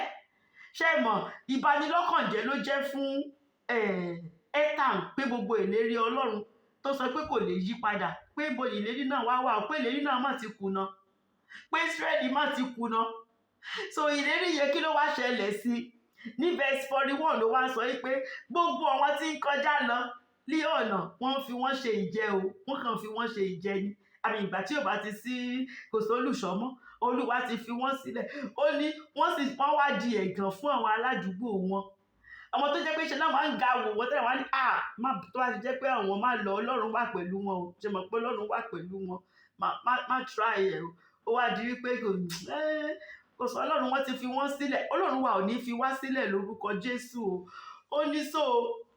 ó ní àwọn yẹn kàn sọ ẹ̀gàn wọ́n kàn sọ ẹ̀gàn sí àwọn ará ìlú Júdà ní verse 42 ó ní ìwọ ti gbé ọwọ́ ọ̀tún àwọn ọ̀tá wọn sókè ìwọ mú gbogbo àwọn ọ̀tá wọn ó jẹ́ kí ọ̀tá wọn yọ̀ lórí wọn ọ̀tá ò ní yọ̀ lórí wa lórúkọ Jésù ìkàtẹ́sẹ̀ máa ń ṣe leléyìí o bọ́lọ́run ṣe fẹ́ kó ṣe rí fún wọn kọ́ leléyìí àfọwọ́fà ara wọn ni o wọn ò tẹ̀lé ìlànà Ọlọ́run ni o ṣe mọ̀ ó ní àwọn ọ̀tá dẹ̀ wá ń sìn àwọn ọ̀tá lágbára jù wọn lọ àwọn ọ̀tá tẹ́pẹ́ tán wá dé tẹ́lẹ̀ Ọlọ́run máa ń fínísì wọn ni bọ̀tí ńgbà tán wá Ọlọ́run wà láò wọn nítorí pé wọ́n láti lọ sóko ẹrú Ọlọ́run ti kìlọ̀ fún wọn pé ikán tẹ́ ìṣe ìtẹ́ ìbá dúró ẹ̀ màmá lọ sóko ẹrú wọ́n wá kó wọn lọ sóyẹ́tà ń sọ pé ìwọ ti gbé ọwọ́ ọ̀tún àwọn ọ̀tá wọn sókè ó dẹ̀ ti jẹ́ kí gbogbo àwọn ọ̀tá wọn yọ̀ lórí wọn o ìlérí tẹ̀lẹ̀ ṣe kọ́ nìyẹn o ìyẹn ò sí lára májẹ̀mú tẹ̀ ṣe fún Dáfídì o verse 43 ó ní ìwọ sì ti yí ojú idà rẹ padà pẹ̀lú ìwọ kò sì mú un dúró ní ojú ogun ìyẹn ni pé fún ara rẹ ló gba agbára tó fi ń jagun agbára tó máa ń ní ṣe mọ̀ tó bá ti fẹ́ lọ jà ogun Ọlọ́run á ti tẹ̀lé wọn ẹ̀yin ẹ ṣáà praise ni àwọn ọ̀tá yẹn wá para wọn ẹ̀yin ẹ ṣáà ṣe ó ní àwọn ò lágbára ogun kankan mọ́ lágbára ó ti gbágbára ogun ó ló ti gbà lọ́wọ́ wọn ìwọ sì ti yí ojú idà rẹ padà ó fi idà rẹ ò fi jà fún Ísírẹ́lì mọ́ ìwọ kò sì mú un dúró ní ojú ogun ó mú Ísírẹ́lì dúró mọ́ ìlérí tẹ̀lẹ̀ ṣe kọ́ nìyẹn fúnra rẹ ló kọ Ísírẹ́lì sílẹ̀ nínú ogun 44 ìwọ ti mú ògo rẹ tẹ̀ Jésù ògo Ísírẹ́lì ó ló ti jẹ́ kó tẹ̀ o ògo Ísírẹ́lì ti lọ o Ísírẹ́lì ológo mọ́ wọ́n ń lọ oko ẹrú báyìí wọ́n ń kó wọn lọ oko ẹrú ni o ìwọ sì wọ́ ìtẹ́ rẹ sílẹ̀ ìtẹ́ Ísírẹ́lì ìtẹ́ rẹ̀ ó wọ́ sílẹ̀ ìtẹ́ Ísírẹ́lì wá di ẹ̀gàn wọ́n mú ọba lọ sóko ẹrú wọ́n ń kó àwọn tó wà ní tẹ́ḿpìlì gan wọ́n kó wọn jáde wọ́n ń kó wọn lọ sóko ẹrú expectation shattered ló ń jẹ́ bẹ́ẹ̀ ṣé ẹ rí àwọn kan tó máa ń ṣẹlẹ̀ kì í ṣe pé Israel nìkan ló ń ṣẹlẹ̀ sí gbogbo nǹkan yìí ló bá gbogbo àwa èèyàn wí nígbà míì tó máa dàbẹ́ ní pé èèyàn gbàdúrà dàbẹ́ ní pé nǹkan kan ò dẹ̀ ṣẹlẹ̀ ṣe mọ̀ èyí á máa rántí náà pé Olúwa ṣe bẹ́ẹ̀ dẹ̀ ṣèlérí Olúwa kó tí mo máa ń rántí Joseph gbà gbogbo yìí pé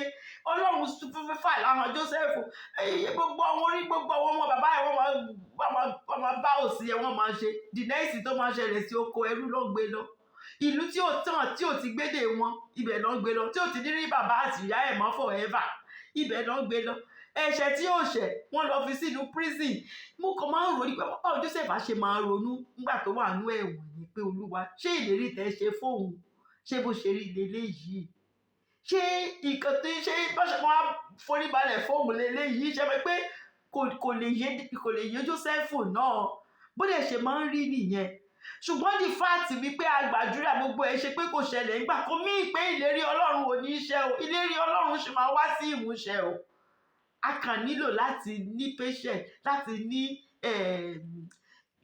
sùúrù ni o a ní sùúrù God is too faithful to fail o ìlérí Ọlọ́run ó máa wá sí ìmúṣẹ kò kì í gbogbo ẹ̀ ò kì í hàn lójú wa kò kì í irú ẹ̀tà ń sìn ó wà confused ni kò yé tà ní so ó wá sọ wípé verse 45 ó ní ọjọ́ èwe Ísírẹ́lì kò ṣe tọlọ́run ọjọ́ èwe Ísírẹ́lì ìwọ ti ké kúrú torí bí ìgbà téèyàn bá gé èjì èèyàn gé kúrú torí ẹ ká máa ṣe ọba lọ kí Ísírẹ́lì máa ṣe gbòò lọ torí pọ́njẹ́ èèyàn Ọlọ́run ibùdó wọn ń ṣẹ̀ṣẹ̀ ibùdó wọn ń bọ òrìṣà ó yẹ kọ́lọ́run fi wọ́n sílẹ̀ kí wọ́n ṣáà máa gbádùn torí pé wọ́n ti jọ́ ọmọ Ọlọ́run but ẹ̀ka wá sọ pé ò ṣe bẹ́ẹ̀ o nísìnyìí ó ló ti gé ọjọ́ èwe Ísírẹ́lì ògé kúrú o ìwọ ti fi ìtìjú bò ìtìjú ló fi bò Ísírẹ́lì o ìyẹn ni pé ó ti fòpin sí ìjọba ayérayé tó ṣèlérí torí ó sọ pé ayérayé nígbà tó lè ti wá gbàjọba tán ti gbé ọba lọ ń sùn iṣẹ́ ayérayé wá nìyẹn pé ó ti gé kúrú pé ó ti gé kúrú pé ìwọ̀sí ló wá gbẹ̀yìn ọba yẹn o ọba tẹ sọ pé báyìí gbogbo ayé máa wólẹ̀ fún gbogbo kíní kan ìwọ̀sí ló wá gbẹ̀yìn ọba yẹn wọ́n ti mú ọmọ Dáfídì lọ sóko ẹrú so ó làmẹ́ǹtì ẹ̀ tán ní verse 45 nígbà tó bá dé verse 46 ó wá ń gbàdúrà ìdáǹdè ṣẹ́rí ìyàtọ̀ tó wà láàrin eléyìí àti Psalm 88 ṣẹ́rí ń sìn nǹkan tó ń dùn lọ́kàn ó bọ́ lọ́rùn sọ gbogbo nǹkan tó yàtọ̀ sí ìlérí Ọlọ́run ó bọ́ lọ́rùn sọ gbogbo nǹkan tó yàtọ̀ sí májẹ̀mú Ọlọ́run ó bọ́ lọ́rùn sọ nígbà tó bá dé verse 46 ó wá bẹ̀rẹ̀ sí ní gbàdúrà ìdáǹdè wípé Olúwa mo mọ̀ pé ó wà lágbára rẹ agbára yín ká ìwọ tó ti ṣe irú ìlérí fún bàbá wa tẹ́lẹ̀ ìwọ tó ti ṣe iṣẹ́ ìyanu tẹ́lẹ̀ ìwọ tá ti gbọ́ ń pa rẹ̀ tẹ́lẹ̀ ó yí padà nǹkan tó ṣe ń gbà yẹn ó tún lè ṣe é tó bá fẹ́ ṣe é Olúwa ó tún lè ṣe é so nísìnyí kò wá làmẹ́ǹtì mọ́ kò pohùn réré ẹkún mọ́ ìdáǹdè ló wá gbàdúrà fún sí ó wá sọ pé yóò ti pẹ́ tó Olúwa ìwọ ò para rẹ mọ́ láéláé ni ṣé torí how long ló máa tó torí wọ́n ń kó wọn lọ oko ẹrú báyìí Olúwa báwo ni wọ́n á ṣe pẹ́ tó ń bẹ̀ ṣé tó bá padà dé ṣe ẹ̀ṣẹ̀ tí máa wá gbé ọmọ Dáfídì kan sórí oyè nítorí kò yé ẹ́tà ní yóò ti pẹ́ tó Olúwa ìwọ ò para rẹ mọ́ torí ó para rẹ mọ́ fún Ísírẹ́lì báyìí ni o ìbínú rẹ yóò ha jó bí iná bí ṣé ìbínú rẹ yìí ṣé mo máa jó bí iná torí ó ti abandon Ísírẹ́lì báyìí o ó ti abandon àwọn ọmọ Dáfídì báyìí o ní verse 47 ó wá sọ pé rántí bí ọjọ́ òun ti kúrú ọjọ́ èèyàn kúrú pé èèyàn ò gbé bí Ọlọ́run forever tó bá pẹ́ tán 120 years kò sẹ́ni tí ò ní kú ó ní wọ́n ti bí ọjọ́ òun ti kúrú èyí ṣe tí ìwọ á dá gbogbo ènìyàn lásán ṣé o kàn dá àwọn èèyàn lásán nítorí tó bá pẹ́ tán 120 years wọ́n á kú tó tán bá ti wá kú sí tí ọba Dáfídì tí kò tí ì lọ́mọ tó dẹ̀ tún máa wà lórí oyè kí wá ní gbogbo ẹ̀ kí wá ní àǹfààní gbogbo ìlérí sí kí ni wá já gbogbo wọn fún gbà yẹn àtàwọn gan táwọn jọ ń bá àwọn ọba yẹn ṣiṣẹ́ kí ni gbogbo ẹ̀ kí ló wá wà fún ṣé o kàn dá wọn lásán ni Ọlọ́run ṣé o kàn dá wọn lásán ni pé ọjọ́ èèyàn kúrú kò pẹ́ títì ní verse 48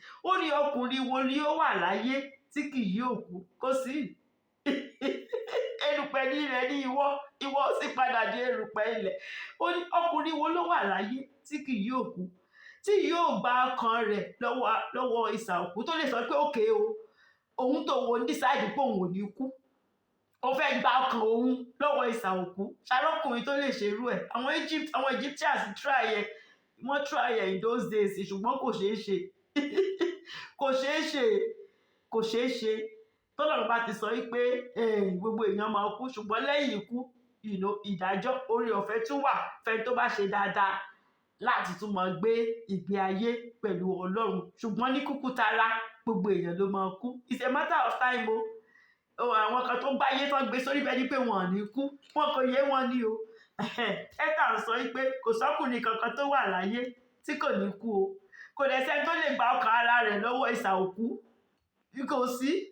kò sí ni o ó ní mo fẹ́ kẹ́ ronú sí sẹ́là ẹ lọ ronú sí death is inevitable kò sẹ́ni tí ò ní kú awáyé má lọ kan kò sí kẹ́nikẹ́ni má tanra ẹ̀ verse 49 ló ti wá sọ pé Olúwa níbo ni ìṣeun ìfẹ́ rẹ àtijọ́ wà Olúwa ìṣeun ìfẹ́ rẹ àtijọ́ nígbà tó gba òkun pupa sí méjì tó kó àwọn èèyàn rẹ jáde nígbà tó fọ́ odi Jẹ́ríkò láti fún àwọn èèyàn rẹ láti kọjá ìwọ tó jẹ́ kí Jọ́dánì padà sẹ́yìn ìwọ tó jẹ́ pé nígbà táwọn orílẹ̀-èdè mẹ́ta wá gbógun tí ọba Jèhóṣáfátì ó jẹ́ kán para wọn ni ọba Jèhóṣáfátì ò bá wọn jà rárá àti gbọ́npà rẹ̀ gbogbo àwọn iṣẹ́ ìyanu tó ti ṣe ìwọ yìí náà ló gbé orí Gòláyátì fún Dáfídì níbo ni ìṣeun ìfẹ́ rẹ̀ àtijọ́ wá wà Olúwa tí ìwọ búra fún Dáfídì nínú òtítọ́ rẹ torí nínú òtítọ́ rẹ ló fi búra o ó fòtítọ́ rẹ búra, ìyẹn ní pé tí ò bá jó òtítọ́ máa jẹ́ pọ́lọ́run ìṣọlọ́run mọ́, nǹkan tó ń jẹ́ bẹ́ẹ̀ nìyẹn. And that is impossible because God will continue to be God. Wípé torí nínú òtítọ́ rẹ òun ló fi búra fún ọba Dáfídì, ìṣeun ìfẹ́ rẹ gbogbo tó tiẹ̀ ṣe fún Dáfídì, èyí tó fi mú Dáfídì láti inú oko tó dẹ̀ sọ ọ́ di ọba, níbo làwọn ìṣeun ìfẹ́ rẹ yẹn, ìfẹ́ yẹn ń bo ló wà lọ́rùn, ń bo ló fi pamọ́ sí. Ní verse 50 ó wá sọ wípé Olúwa rántí ẹ̀gàn àwọn ìránṣẹ́ rẹ o. Nítorí ìránṣẹ́ Ọlọ́run ni Étàn, torí eléyìí tó ń ṣẹlẹ̀ sí wọn lákòókò yìí ó ní ẹ̀gàn ló jẹ́ fún wọn o. Báwo làwọn á ṣe sọ fún àwọn tó ń wàásù fún wípé ìlérí Ọlọ́run wà lórí ilé Dáfídì, kò mátà ìkan táwọn èèyàn ń ṣe ìlérí Ọlọ́run, as long as ọmọ Dáfídì bá ṣáà ti wà ń bẹ̀, májẹ̀mú yẹn ó dúró láéláé. Even though àwọn èèyàn ń ṣẹ̀ wọ́n ń bọ̀rìṣà, wọn ti ẹ̀gbọ́n wọn rántí Ọlọ́run Ísírẹ́lì mọ́, but Étàn sọ wípé àwọn ìránṣẹ́ Ọlọ́run lákòókò yìí wọ́n ṣáà tẹnumọ́ wípé májẹ̀mú tọ́lọ́run ní pẹ̀lú Dáfídì ìyẹn làwọn dúró dè. So Étàn wá sọ wípé ó mọ̀ tí fi wọ́n ṣẹ̀gàn o, pé nǹkan tó ń sọ kò ṣeéṣe o, torí wọ́n ti mú ọmọ Dáfídì lọ sóko ẹrú o. Ó ní Olúwa rántí ẹ̀gàn àwọn ìránṣẹ́ rẹ tí èmi ń rù lé àyà mi láti ọ̀dọ̀ gbogbo ọ̀pọ̀ ènìyàn. Àwọn ọ̀pọ̀lọpọ̀ ènìyàn láwá bí òun wípé àwọn mọ̀ kó wọn lọ sóko ẹrú, báwo ni májẹ̀mú Ọlọ́run pẹ̀lú ọba Dáfídì, báwo làwọn á ṣe dìfẹ́ǹdì ara wọn, kí làwọn fẹ́ sọ? Wípé Olúwa rántí o. Ní verse 51 ó wá sọ wípé tí àwọn ọ̀tá rẹ fi ń kẹ́gàn Olúwa, àwọn ọ̀tá rẹ gan, àwọn ìlú tí Israel ti dí pẹ̀lú tẹ́lẹ̀ gbogbo, àwọn ìlú tó ń bẹ̀rù Ọlọ́run Israel tí wọ́n lágbára, tí wọ́n lè wá kó Israel lójú, ó ní gbogbo àwọn ọ̀tá yẹn wọ́n wá ń kẹ́gàn Olúwa o, tí wọ́n fi ń kẹ́gàn ìpasẹ̀ ẹni òróró rẹ, wọ́n máa ń kẹ́gàn gbogbo ìpasẹ̀ ẹni òróró rẹ Dáfídì. Lẹ́yìn tó sọ gbogbo yẹn tán, ó wá parí ẹ̀ pẹ̀lú wípé ṣùgbọ́n Olúwa o, olùbùkún ni Olúwa sí i títí láéláé ni o, olùbùkún o ni Olúwa yìí títí láéláé. Àmín àti àmín, kò sẹ́ni tó lè yí padà. You are who you are ló ń jẹ́ bẹ́ẹ̀ o, Olúwa. You are who you are, ó yí padà. Kò sẹ́ni tó lè, kò sí Ọlọ́run mìíràn tá lè fi wé ọ. You are God and you will continue to be God. Olùbùkún òun sì ni ọ́, Olúwa. Ṣùgbọ́n gbogbo májẹ̀mú tó ṣe pẹ̀lú Dáfídì kò yé òun o.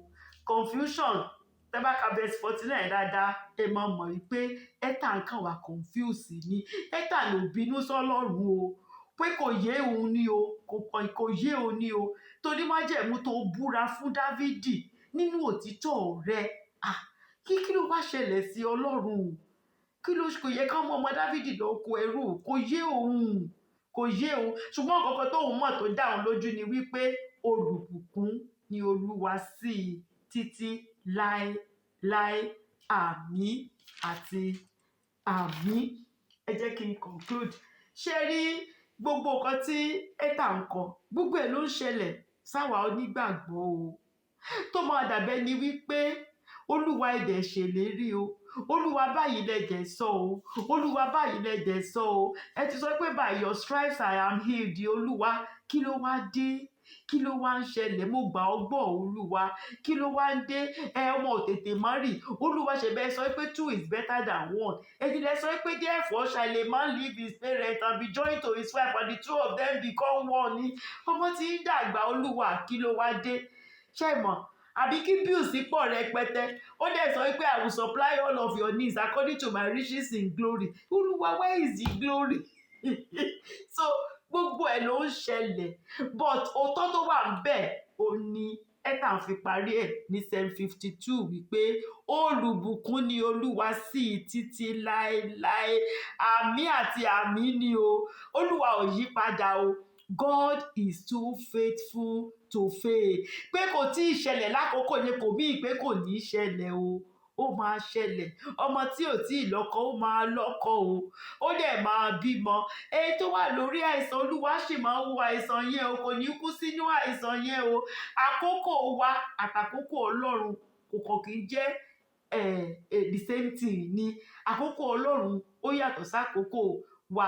Delay is not denial o. Nígbà mìíràn lójú wa Ọlọ́run lè pẹ́, ṣé ẹ mọ̀, ṣùgbọ́n kì í ṣe pé bóyá Ọlọ́run ò ní mú nǹkan yẹn ṣẹ. Ọlọ́run á ti kọ́kọ́ mú gbogbo nǹkan tó wà lọ́nà, á ti kọ́kọ́ palẹ̀ rẹ̀ mọ́ kó tó di pé á wá ṣe nǹkan yẹn. Àwọn nǹkan táwa ò rí, tá a mọ̀ pé ó lè jẹ́ wàhálà, tó lè jẹ́ ìdíwọ́, tó lè lọ́nà, t'Olúwa á rí, á kọ́kọ́ mú gbogbo ìyẹn, á mú kúrò náà kó tó di pé á wá mú ìlérí ìyẹn ṣẹ. Ṣùgbọ́n t'Ọlọ́run bá ṣèlérí fún ọ tó kúrò lọ́nà rẹ̀, tó fi ìlànà Ọlọ́run sílẹ̀, ìlérí náà ó di dandan kó wá sí ìmúṣẹ. Ẹ jẹ́ kí n conclude pẹ̀lú 1 Thessalonians chapter 4 verse 16. Thessalonia kìíní orí 4 ẹsẹ̀ 13.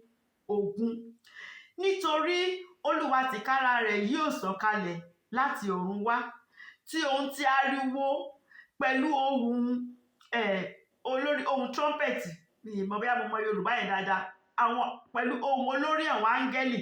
Àwọn olórí àwọn áńgẹ́lì máa tẹ̀lé Ọlọ́run, ẹ máa jọ gbọ́ ohùn yẹn ni, àti pẹ̀lú ìpè trumpet yẹn, ìpè yẹn á wá dún. Ọjọ́ kan ń bọ̀ o, ọjọ́ yẹn ń bọ̀ o. Nígbà tọ́jọ́ yẹn bá dé, ìpè yẹn á wá dún. Nígbà tí ìpè yẹn bá sì ti dún, àwọn òkú tó kú nínú Kristi ló máa kọ́kọ́ jíǹde o, kó tó di pé àwa tó wà láyé gan máa kọ́kọ́ rí Jésù. Àwọn òkú tó kú nínú Kristi, àwọn ló máa jíǹde o. Àwọn tí ò kú nínú Kristi, ìdájọ́ wọn á fèsì ẹ̀ instantly. Ṣùgbọ́n òkú tó kú nínú Jésù, ẹni tó ní Jésù Kristi tó kú á gbọ́ ìpè yẹn. Ṣùgbọ́n àwọn tó kú tán sí nínú Jésù, wọn ò ní gbọ́. Ìfún ìpè yẹn àwa tó wà láyé gan, tó jẹ́ pé lákòókò tiwa yìí ni ìpè yẹn máa dún. Tó bá dé, ẹni tó wà nínú Kristi nìkan ló máa gbọ́ o, gbogbo èèyàn kan ló máa gbọ́ o. Àwọn news tẹ̀ máa gbé pé kí ló ń ṣẹlẹ̀, àwọn méjì rìn lọ, wọ́n mú kan lọ, ó kù kan. Àwọn ọkọ àti ìyàwó náà lọ sùn lálẹ́ o, ìyàwó ti lọ́wọ́ ọ̀rọ̀ ọkọ o. Àwọn tó wà láyé tán sínú Jésù, wọn ní gbọ́ ìpè yẹn. Òun ni ẹ̀dá ṣe ń sọ pé ìbùkún ni fún àwọn tó gbọ́ ohùn ayọ̀, tán gbọ́ ìpè yẹn. Ẹni tó bá gbọ́ ìpè yẹn ni, ǹjẹ́ o máa gbọ́ ìpè náà lọ́jọ́ náà? Tí ìpè náà bá dún báyìí, ǹjẹ́ o máa gbọ́? Torí ìpè yẹn máa dún o, ó di dandan kó dún. T'Ọlọ́run bá ti sọ̀rọ̀, ọ̀rọ̀ rẹ̀ ó máa wá sí ìmúṣẹ. Tí ìpè náà bá dún, ǹjẹ́ o máa gbọ́? Ǹjẹ́ o máa lè bá Jésù Kristi jọba nígbà tí ìpè náà bá dún? Gbogbo èèyàn kan ló máa gbọ́ ìpè o. Ẹni tó bá wà nínú Jésù Kristi, àtòkú tó ti kú nínú Kristi nìkan ló máa gbọ́ ìpè náà. Tó bá fẹ́ gbọ́ ìpè náà, ohun tó láti ṣe ni wípé ó láti fi ayé rẹ fún Jésù. Torí ẹ̀ ni Jésù ṣe wá. Gbogbo ẹ̀ṣẹ̀ yẹn tí àwọn ọmọ Ísírẹ́lì ṣẹ̀, tí gbogbo wa ti ṣẹ̀, torí ẹ̀ ni Jésù ṣe sọ pé Ọlọ́run ṣe pé ó máa gbé Jésù dìde, máa rán ọmọ bíbí mi kan ṣoṣo wá, kó wá láti wá mú gbogbo ẹ̀ṣẹ̀ yìí kúrò. Torí pẹ̀lú gbogbo ẹ̀ṣẹ̀ yìí ẹ lè bọ́ Ọlọ́run gbé o. Mímọ́ lọ́lọ́run, ṣùgbọ́n máa rán ọmọ bíbí mi tí kò lábàwọ́n, á wá kú fún gbogbo ẹ̀ṣẹ̀ yín. Nígbà tó bá sì ti kú fún gbogbo yín, ẹ̀jẹ̀ rẹ̀, tá bá ti wẹ̀ ọ́ nínú ẹ̀jẹ̀, ó ti di ọmọ Ọlọ́run, ó ti di ẹni tó máa bá Jésù Kristi pàdé, ó ti di ẹni tó máa gbọ́ ìpè náà nígbà tí ìpè yẹn tó bá dún. Ìlérí t'Ọlọ́run ṣe fún Dávídì, ó múṣẹ nínú Jésù Kristi ni o. So gbogbo ẹni tó bá ti wá di ọmọ Ọlọ́run, tá a wẹ̀ ní inú ẹ̀jẹ̀ nísìnyí, àwa la máa wà nínú ìjọba tí Jésù Kristi máa jókòó sórí ìtẹ́ bàbá rẹ̀. Òun ló máa ṣèjọba lé gbogbo wa lórí. Àwa tá a máa wà ń bẹ̀ nìyẹn o. Ẹni tá a bá wẹ̀ nínú ẹ̀jẹ̀ yẹn kò lè méèkì ẹ̀ o, kò sí ń bẹ̀ o. Ìpè náà ń dún sínsìn, ìpè náà ń dún nínú ọkàn rẹ nísìnyí. Ṣo rẹ́dì, ṣo ṣetán láti gba Jésù Kristi ní Olúwa àti Olùgbàlà rẹ? Lọ́jọ́ náà ká bá lè jọ dìde papọ̀, ká lè jọ rí Jésù Kristi nígbà tó bá dé. Àbí tẹ́lẹ̀ ìwọ náà mọ̀ pé o wà nínú fóòdì, tí pé bá dún tẹ́lẹ̀ o lè sọ pé o wà á make it, but nísìnyí o mọ̀ pé tó bá dún o tiẹ̀ lè gbọ́. Ó jìnnà sí pátápátá, o tiẹ̀ mọ̀ bí sáùndì yẹn ṣe lè rí mọ́, torí o ti fi ẹ̀ṣẹ̀ ìgbà tí ń ṣòro dé ó ti lọ bí tí ò yẹ kó lọ, ìwọ náà mọ̀ pé kò sorúkọ ẹ nínú ìwé ìyè mọ́. Ṣùgbọ́n aláàánú lọlọ́run, àánú rẹ̀ títí láéláéláé bí ẹ̀tà ń ṣe sọ ni. Tó bá fẹ́ gba Jésù Kristi, ó tún fẹ́ kán kọ orúkọ rẹ sínú ìwé ìyè. Nígbà tí pé yẹn bá dún, ìwọ náà fẹ́ gbọ́, o fẹ́ rí Jésù Kristi, wá gba Jésù Kristi ní Olúwa àti olùgbàlà rẹ. Jẹ́ ká jọ gba àdúrà wípé Olúwa, mo máa ra mi gẹ́gẹ́ bí ẹlẹ́ṣẹ̀ nítorí tèmi ló ṣe kú ikú oró lórí igi àgbélébùú. Dárí gbogbo ẹ̀ṣẹ̀ mi jì mí. Fi ẹ̀jẹ̀ rẹ fi wẹ ẹ̀ṣẹ̀ mi mọ́. Mo gba Jésù Kristi ní Olúwa àti olùgbàlà mi.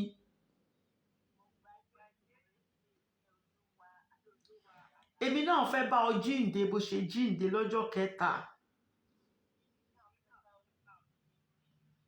Kọ orúkọ mi sínú ìwé ìyè. Ẹni tó bá sì fi ẹnu sọ tó dẹ̀ gbàgbọ́ nínú ọkàn rẹ̀, tó dẹ̀ fi ayé èṣù ẹ̀ṣẹ̀ tó fi sílẹ̀, tó gba Jésù Kristi lóòótọ́, tó ń tẹ̀lé ìlànà Ọlọ́run, tó jẹ́ pé nínú òfin Ọlọ́run yìí nìkan òun ló ń rìn, Olúwa á kọ orúkọ yín sínú ìwé ìyè. Àwọn áńgẹ́lì á sì máa yọ̀ lọ́run. Jésù Kristi gan inú wọn á máa dùn. Wọ́n á kọ́ mansion ti tìrẹ náà. Lọ́jọ́ náà, à ríra wa, à yọ̀ mọ́ra wa lórúkọ Jésù.